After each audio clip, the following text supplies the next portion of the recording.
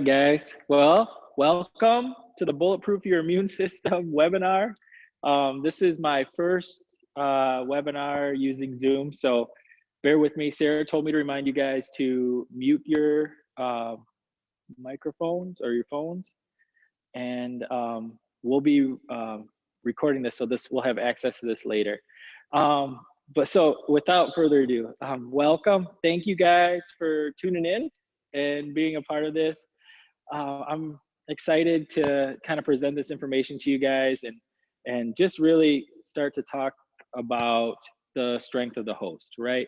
So much right now with this COVID-19 virus going around is being pushed on us as far as how strong the virus is, but we seem to forget the fact that the strength of the host matters, and the stronger the host, right, the better we are to fight off that virus, the better we are to defend ourselves. So what I really want to do is put some tools in your guys's, toolkit, so that you can start to up your immunity, strengthen yourself, essentially strengthen the host to defend yourself better from the virus, right? Okay, all right. So let's talk about some big picture stuff first. Obviously they shut down the state for another I don't know, 20 days, whatever, to the end of the month. So it's a beautiful opportunity for all of us, right? The things I'm going to talk about today are things that I do every day, things that a lot of us are already doing, and some of them we have done, some we haven't done. But really, like what Sarah says, this is a beautiful pattern interrupt, right? So the world is giving us a pattern interrupt to change our lives. So who we decide to be as we come out of this can carry on for the rest of our life, right? So what a beautiful opportunity to have no distractions, to create new things in our life, to create new opportunities, to create new habits. That's basically what we're talking about.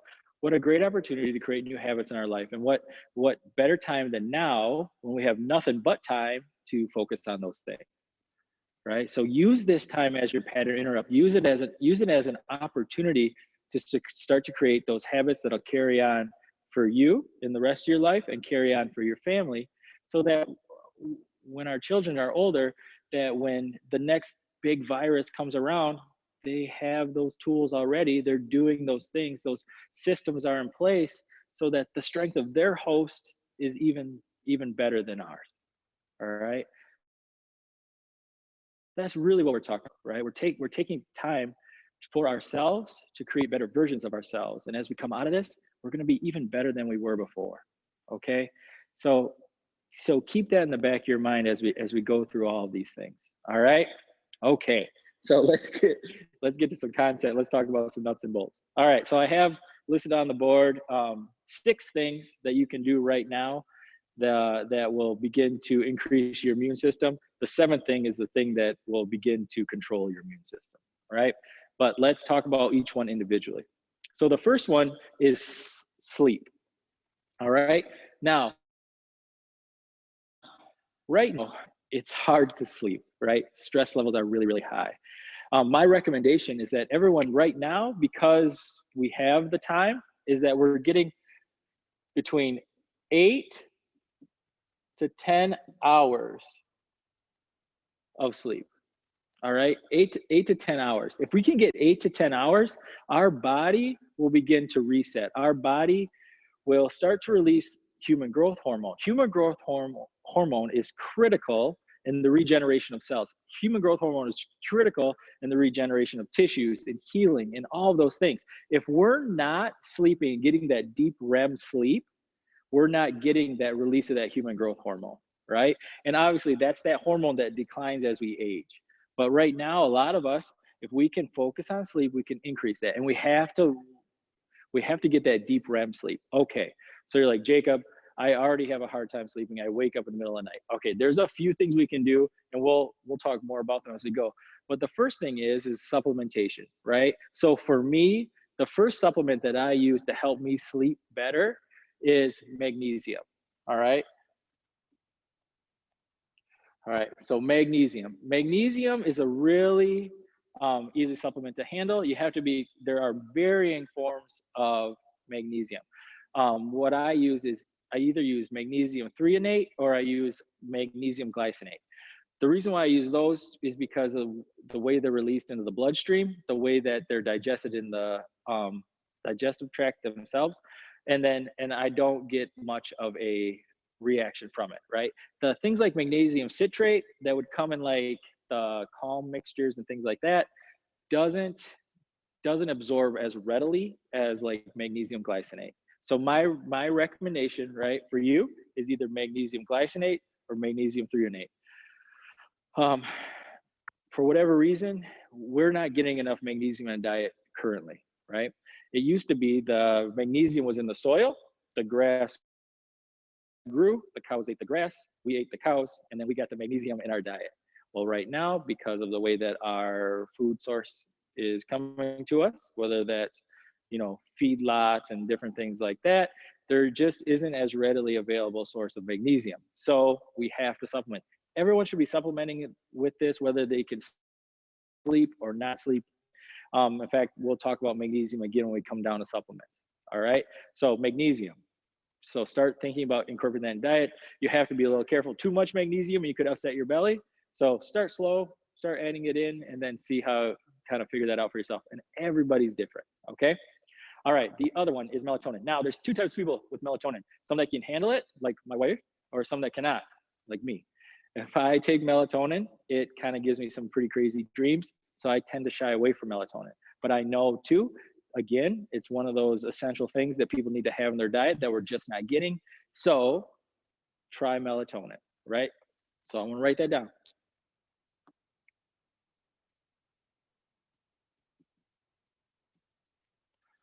And again, make sure you're taking that recommended amount. And don't ever be worried about what the bottle says, okay? A lot of times that's a lot less than what you would ever really need. So it's okay to take double, all right? So don't worry about the melatonin as far as what the bottle says. Figure out the right dosage for you, okay? And you'll know right away if it agrees with you or doesn't agree with you, okay? All right, all right. So we talked about supplements. We got to still talk about sleep, okay? So I'm gonna erase this as we go and keep writing stuff down. All right. So like right now, because we're all at home and we're not really doing anything, we're falling out of habits, right? We're falling out of our daily routines. So part of getting a good night's sleep is having a set sleep routine. Okay. All right. So, and I've talked about this in other health talks, right? I've actually talked about it when I get done coaching in a class here at the gym. So sleep routine is critical because you need to begin to start to shift your body, right? You have to somehow alert your body to the fact that, okay, now it's time to sleep. And this is where we start to incorporate soft tissue work, right? Stretching. For whatever reason, there's studies that show that if you can stretch for 10 minutes prior to going to bed, your body will get a much deeper, more relaxed sleep. And all you're doing when you stretch is you're stimulating your parasympathetic nervous system. And we're going to talk more about the parasympathetic nervous system when we get to stillness. But so sleep routine is critical. So 10 minutes prior to bed, start stretching, right?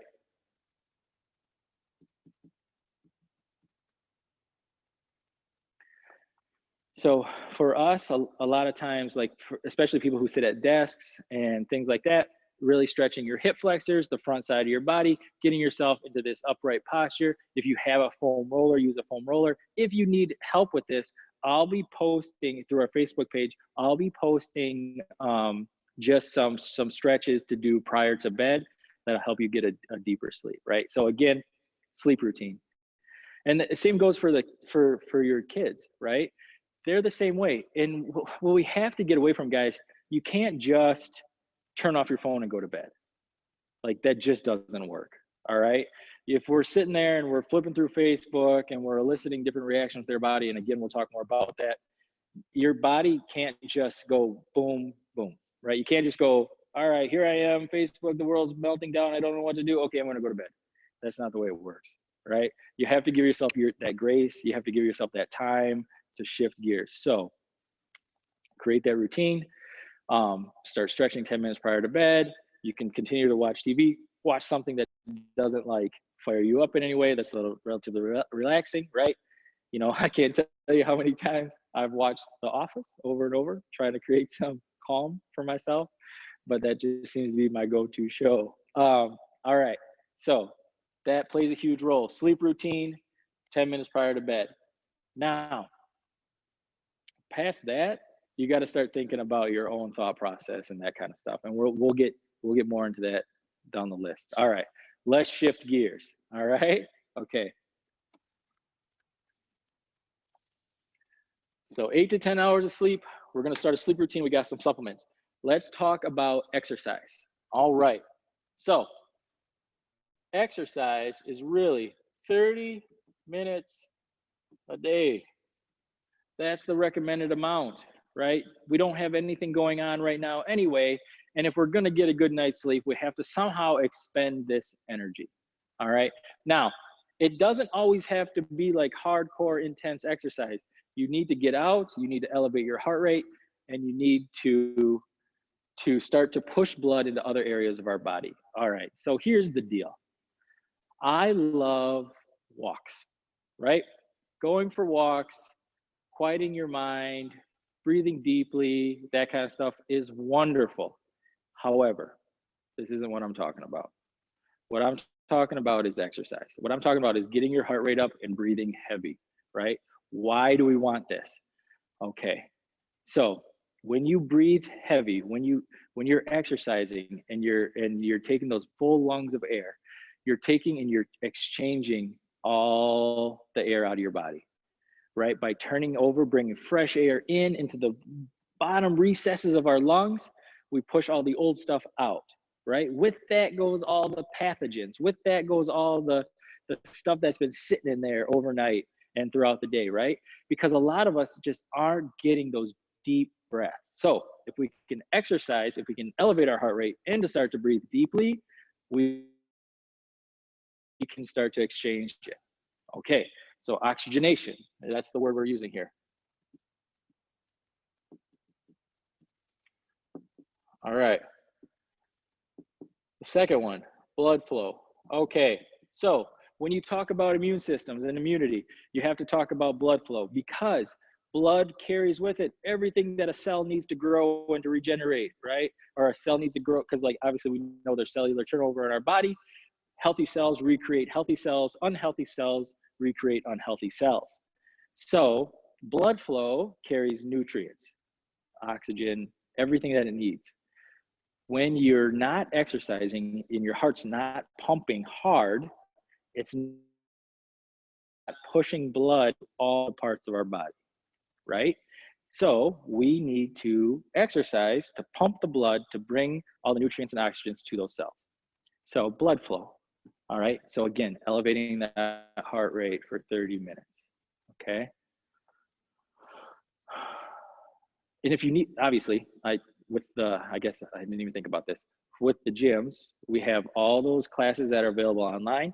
I've been making those videos, and Sarah's been making videos, and Alyssa's been making those videos about the workouts that we're sending home for everybody. Those are great ones to do. It seems like every workout is about 25 minutes or so, which is perfect, right? Because you add in the warm up and everything else, and you're right in that 30-minute mark. Those are great ones that you can do if you need direction on any of that stuff. Don't hesitate to reach out. We have tons of resources that we can very easily slide your way if you need help with any of the exercise stuff. Okay, all right. So we need to bring fresh oxygen into our lungs. We need to have lots of good blood flow throughout the parts of our body so that our cells can regenerate healthy cells. Okay, exercise, done. All right, now my favorite, eating. All right, so it's stressful, I know. And eating is a very nice way to cope with stress. But here's the deal, guys. And I know we're at home. Our fridge is literally stocked for 2 to 3 weeks. You can't snack all day. Okay, so here's why. So I'm gonna write this down. Don't eat all day. right? I'm not looking for you to snack all day long. I'm not looking for 6 small meals a day. Here's the deal. When you eat all day long and you're constantly putting food into your stomach, your blood flow goes to your digestive tract, right? Because that's how it's designed. So your food starts to break down, the nutrients are pulled out of the food, the blood goes to the digestive tract and carries away those nutrients. If you're constantly sending blood flow to your guts, it's not going to go anywhere else. All right? You have to give your digestive system a break. So, what do? We set a time when you stop eating. So, pick out a time. So, let's say you're going to stop eating at 7 p.m. All right?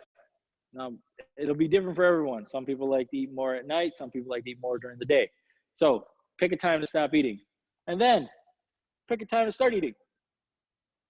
All right. And then pick out when you're going to have your meals. All right? So, 3 meals a day is fine. 2 meals a day is fine. I don't want you eating 6 meals a day. Okay? Now, kids are different, right? Their metabolism is all over the map. I'm talking full-grown adults. Everybody, like, you'll make it. No one's gonna starve, right? You can wait. You can make it from noon, 12 to 5:30, 6 o'clock for dinner or later. The thing is, guys, same thing. Giving your digestive system a break so that your blood flow can go elsewhere. That you can start to reset. That things, if you're constantly inundating it with food, you're essentially wasting resources, I guess is the best term. All right, so here's the next thing. This ties directly into immunity.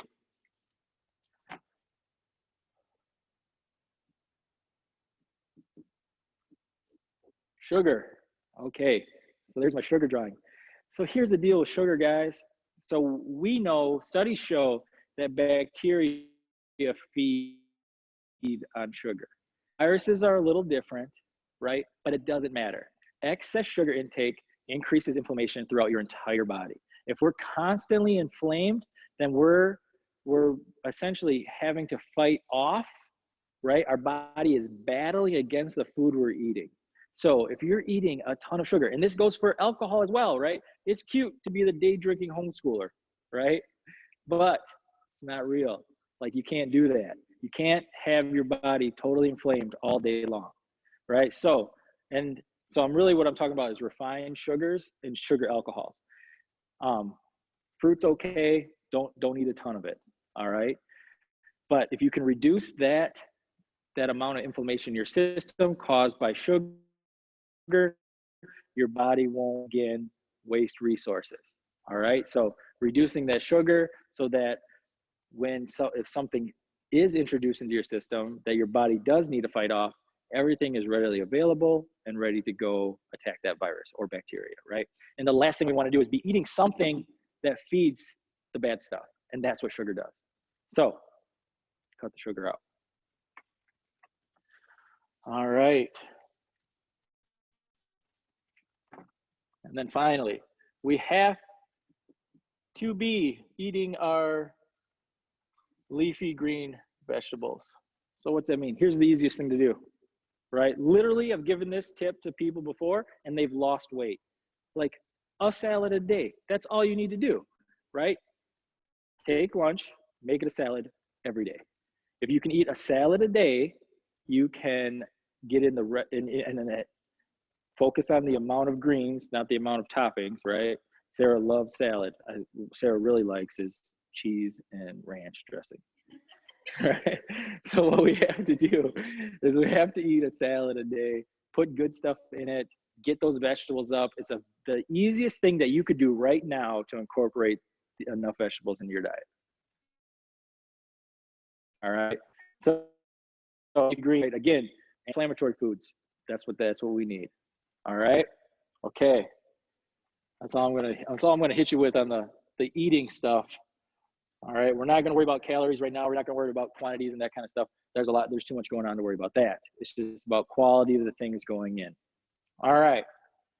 Now, hydrate, right? So 6 to 8, 10 ounce glasses a day. Okay, that's just like the benchmark, right? We've all heard this before. You have to be getting half your weight in ounces, right? So obviously for me, it would be a little bit more, but we have to start drinking enough water. Again, for whatever reason, it seems like when we're stuck at home, and I notice on the weekends for myself, again, when I'm working and there's stuff going on, I have good habits, right? I know how many bottles of water I have in a day. I keep track of that. I make sure I hit those marks. So I go into my workout, I have a great workout. But when you're at home, it just seems like it's really difficult to track all that stuff. So setting a timer for yourself, or having one of those bottles that have the increments of ounces on them, or just knowing that like you need to drink X amount in this day in order to be at your best. And the reason why we're drinking this, we need to flush our system. See, guys, this virus, these things going on, we come in contact with a million viruses and bacteria every day, regardless, right? It's it's having an immune system ready to ward that off. And one thing is like if we know we're coming in contact with that stuff every day, flushing our system every day is going to help push that stuff out. So again, you have to be flushing your system. You have to be filtering, right? We have to be drinking water, right? It sounds really silly to even talk about it. I feel like at this point, everybody know I gotta drink more water. No, you have to drink more water. Like it's critical. Okay. So if you need to, cut up some fruit, put some fruit in the water, drink it, squeeze some lemon in there, get your vitamin C for the day, right? Whatever you have to do to get that water in you, you have to start doing. All right. All right. So focus on your water. Okay. That's all I'm going to talk about with water.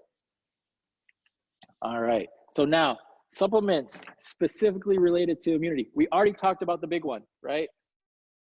We talked about, right? The second one I want to talk about right now is vitamin D3. All right. So vitamin D3 is made by your body. Okay.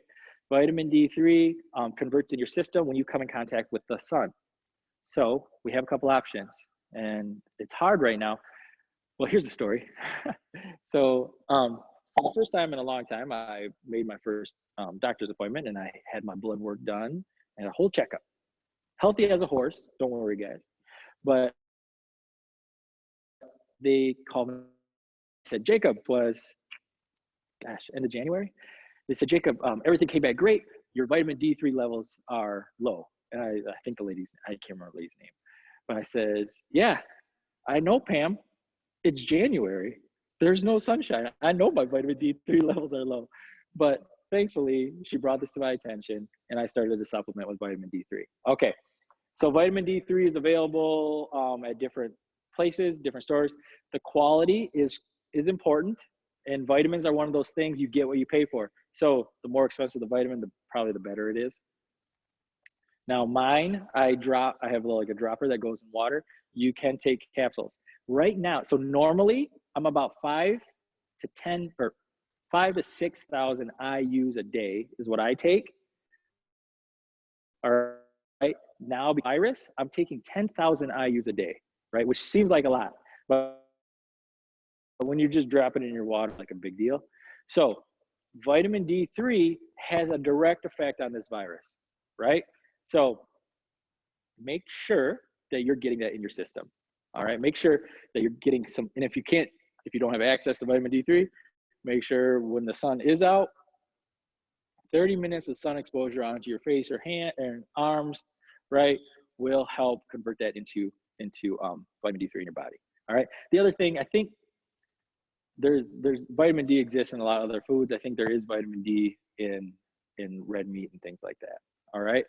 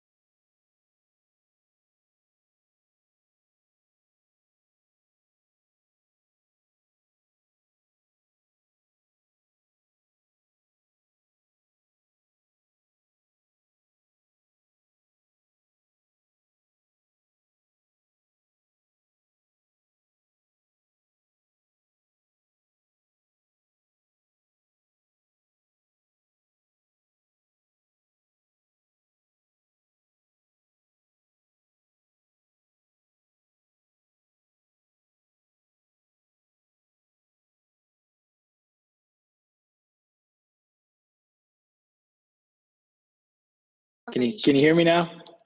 All right, sorry about that. It looks like our Wi-Fi dropped. We'll get back to it. So when I left, I was talking about fish oil. All right, hang on one second. There we go. Hey, Sarah, can you help me so I can see what I'm doing? There it is. Okay. All right. Perfect. Thank you, Shauna. Yeah. So we talked about D3, right? So now we want to talk about fish oil, right? Fish oil, I'll just backtrack. So fish oil, right, isn't critical to reduce the inflammation within our body. Getting the recommended amount of fish oil in our system will allow for us to reduce that inflammation so that our white blood cells are ready to attack anything that should be recognized as non-self rather than attacking itself in the inflammation that's created within our bodies. All right. Fish oil varies for everybody. Some simple things to do to make fish oil easier to take in is like keeping it in the freezer. That way you don't have those awkward fish oil burps and different things like that. Now, the other one, and this is something that I don't supplement with every day, but we have been recently since this virus started coming out, and you guys have probably heard this, is zinc, right? So zinc, for whatever reason, has a ton of interplay with our mucous membranes within our body. It creates this protective coating. So right now, with everything going on, if you want to or can start supplementing with zinc as a just a preemptive measure to ward yourself off, ward off this virus, then we can start to reduce the chances that it will bind within our system, right? Because that's a whole nother thing. So the four that I would start now, if you haven't, right? Magnesium, because that plays with sleep as well, and it's essential to our body. Vitamin D3, again, boosting that immune system. Fish oil to reduce the inflammation, and then zinc to ward off anything that should be introduced to our system. All right. All right. Those are the four supplements that I want to talk about. All right. Now, the sixth one is stillness. All right. So, and I've told this story before, and a lot of you will recognize it. So the story is like this. There's a lion and a gazelle, and they're on the plains in Africa. And the gazelle locks eyes with the lion. All right. So two things happen in that situation. The lion wants to be there. The gazelle does not, right? So what happens? Well, the gazelle takes off to get away from the lion, and the lion chases the gazelle, right? So let's say in this instance, the gazelle gets away, right? The lion doesn't get to eat the gazelle that day, and the gazelle gets away. So right after getting away from the lion, the gazelle goes back to grazing, right? And the lion falls asleep under a tree. So what happens in that situation? Well, when the gazelle locks eyes with the lion, right, it immediately jumps into its sympathetic nervous system, meaning fight or flight, all right? And so the gazelle flees, right? Flight. The lion wants to eat the gazelle, fight. So it chases. So now we're in their sympathetic nervous system, and that's that adrenal system. That's that system where it calls upon us to jump in times of action, right? So here we are, boom, fight or flight, off it goes. And it stays in that fight or flight. That sympathetic nervous system stays right in there until it gets away. And now it gets away, and the gazelle goes back to grazing. So now it jumps from sympathetic back into parasympathetic, right? Parasympathetic is rest and digest. So that's just what happens. The gazelle starts to eat, right? Digest. And the lion goes back to sleep, rest. So beautiful thing about animals, right, is that they don't have that higher thinking brain like us humans. Okay, so here's what's happening. And I talked about briefly in that video is we're all walking around in our state. We're all walking around currently in fight or flight. It's hard not to, right? The 24-hour news cycle, right? It's literally, it's not even an hour cycle. It's 4 minutes. Every 4 minutes, it's repeating the same thing. And it's sad, guys. Like I know I am aware of the things that are going on in the world, right? I'm aware of the the tragedy that's happening and the people who are passing away and how scary that can be. But the thing is, guys, is like we don't need to be made aware of it all day long. We don't need to be made aware of it, every 4 minutes. And so like it's important that you begin to recognize that as this is shifting me, right? So back to the human brain. So now we're aware of all that stuff, and then we begin to scroll through Facebook, right? And everyone is you know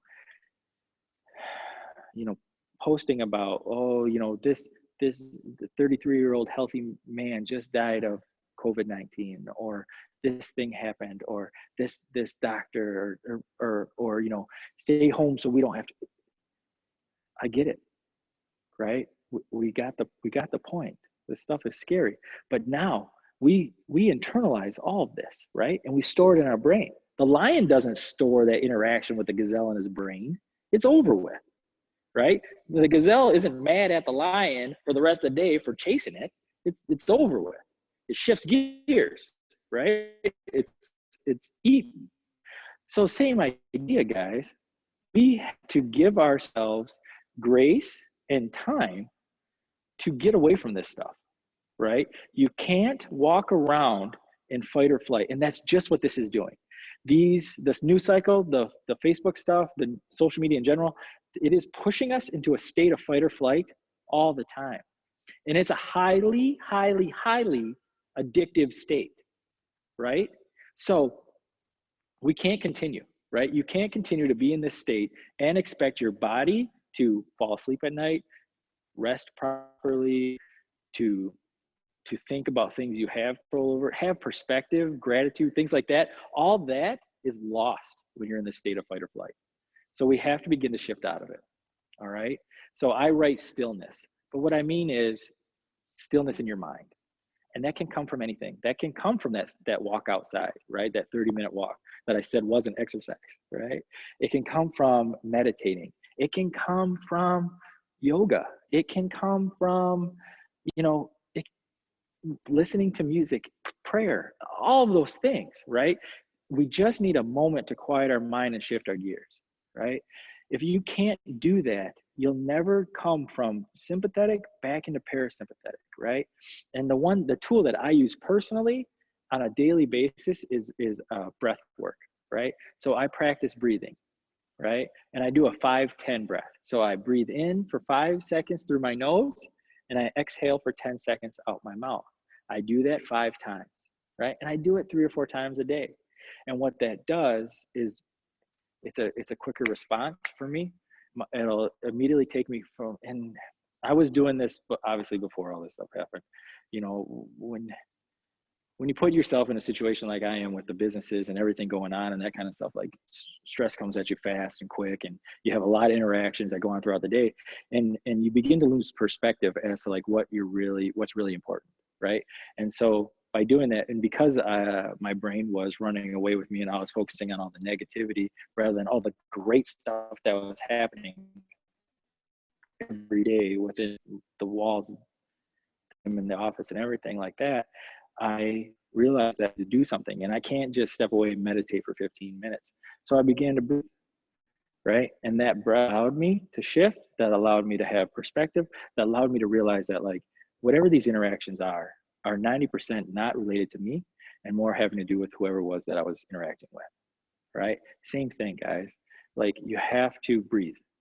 You have to shift into your parasympathetic system. You have to get back to that rest and digest, right? Because physiologically, if we want to talk about the science of it, if you're constantly in your adrenal glands, that means your cortisol levels are up. Cortisol is that hormone within the body that doesn't let you lose weight. Cortisol is that hormone in your body that suppresses your immune system, right? So reduce the cortisol, learn to breathe, shift back into that parasympathetic. Don't walk around in fight or flight, right? It's just not a healthy state. Find time to still your mind, right? Find time to go for a walk, to pray, to meditate, to just reconnect yourself to what's good, to what's important to you, and that kind of stuff. If you can do that, you can begin to shift, right? Your body will begin to take care of itself, essentially, right? Because that's the beautiful thing, guys. And I talk about it in my office all day long, is like, the body has this innate ability to heal. The body will regenerate itself. The worst thing that we can do is get in its way, right? And we get in its way by creating unnecessary stress. We get in its way by putting the wrong things in our body. We get in its way by not using it, right? Not exercising, not doing the stuff we're supposed to be doing. Just don't get in the way, and the body will heal itself, right? I have it written on the wall in the office, right? The power that made the body heals the body. If we can really anchor into that and know that there's a plan here, it's going to be all right, we'll get still, we'll quiet our mind, we'll get through this, we'll get on the other side, right? So that's my rant on stillness. If you guys want help with that stuff or anything, I'm pretty good at it. I'm by no means a professional. There are great, meditation teachers. There's great pastors within our community. There's access to people who that's what they do, right? But just become aware of it, and that's step one. Become aware that you're walking around in fight or flight. Realize it, create awareness around it, shift. It's really simple, right? As long as the first step is becoming aware, and then you're halfway there. Okay? All right. So that's stillness.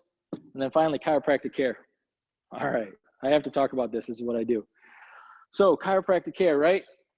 So the brain controls everything in your body. It sends signals to the body.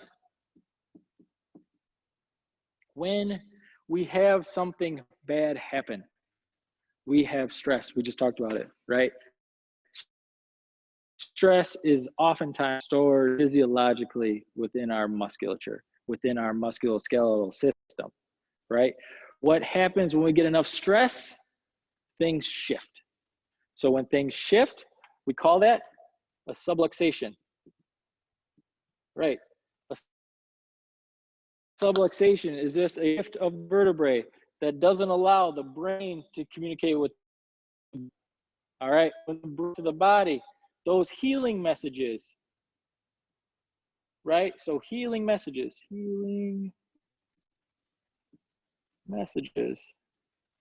they don't get through, all right? So what can you do, or essentially, this is the only thing you can do on your own. What can you do? You can be aware of your system. You can become aware of your spinal health. You can start to realize, like, something doesn't feel right. I haven't been able to, like, squeeze my shoulder blades together. I can't take a deep breath. Something is not positioned properly. There is a subluxation within my spine that is robbing me of my healing potential. And then ultimately, I am feeling this as a physical symptom. I can turn my head right. I can't turn my head left. I can lift my left shoulder. I can't lift my right. Like, those are all signals. Become aware of those signals. When things are out of place, it's not just aches and pains, back pain, neck pain, headaches that we're dealing with. We're dealing with these healing messages, right? When the brain can't talk to the body because we're subluxated, the healing messages aren't getting through, the body isn't going to function as it should. All right. That's all I'm going to tell you about chiropractic care, just because I have to. That's what I do. It's what I like. All right. All right. So that is it. If you guys need help, so the office is open. Okay. I'm seeing people in the office. I am controlling the amount of people in the office at one time. I'm pretty much bathing myself in bleach and Lysol at this point. I can't even feel my hands, but but if you need something, I'm here. All right. So, like, we are here. If you do want to get in, it's always easiest just to call. One of us will give you, like, a time when it'll be a little quieter. That way nobody gets exposed to anything and all that kind of stuff. We want to be super careful with how we approach this. We are being very cautious. Like I said, guys, strength of the host matters, right? But I'm not spitting in the eye of this thing. I'm not asking for trouble. All right. So then, stay healthy, keep your family healthy. Don't put yourself under any undue necessary stress, danger, right? Just because we're healthy now doesn't mean that we're not at risk in the future, right? So stay healthy, keep your family healthy. Let me know if you need anything. Thank you so much, you guys, for listening.